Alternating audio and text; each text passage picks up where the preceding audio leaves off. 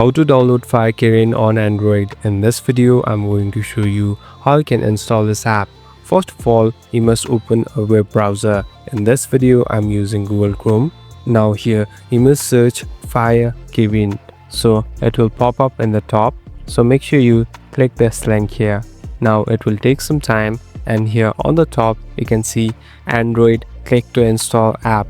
So tap on Android, tap on download again. So here you'll be able to download the APK of the app. Now if you check out at your downloads, you'll be able to view the app and simply tap on it. Now you can easily install the application and start playing the game also. Thank you for watching this video. I hope this video will help you.